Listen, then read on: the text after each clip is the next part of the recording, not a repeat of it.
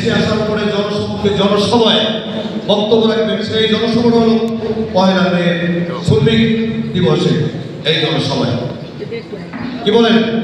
এটা অত্যন্ত গুরুত্বপূর্ণ। অতএব অনেক কষ্ট করেছেন 17 বছরে আন্দোলন সংগ্রাম করতে, যে অনেক পুলিশের নির্যাতন নিপীড়ন সহ্য করেছেন, বাসায় ঘুমাতে পারেন নাই, বাবা মার মৃত্যুর সময় তাদের জানাজায় থাকতে পারেন নাই।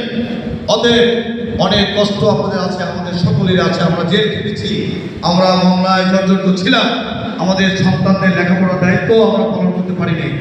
কিন্তু সুখের বিষয় হলো দল ক্ষমতায় এসছে, এখন কিন্তু আমাদের ওই সমস্যাটা নিয়ে আমরা বাসায় ঘুমাতে পারি। এই জন্য আল্লাহর কাছে আমরা শুকরিয়া আদায় করি। কিন্তু দল ক্ষমতায় আসলেই যে সবাই মৃত্যুবরণ হবে, এটা কিন্তু আমার ঠিক না। আমি তো অনেক সময় অনেক কথা শুনে হতাশ হয়ে যাই, যে আমি তো কর্মচারী করি না, ব্যবসা করতে পারি না, কিছু জানি না। একবার যখন বিএনপি ক্ষমতা আসলো 2001-এ, আমি চাউলে আরো দিয়েছিলাম মুসলিম বাজারে, অনেক বড় ব্যবসায় বস। অতএব অনেক কাজ করে দেখলাম, আসলে হয় না। এটা যে যেটা পারি আমরা সেই কাজটা করতে হবে, কিন্তু হতাশ হওয়া যাবে না।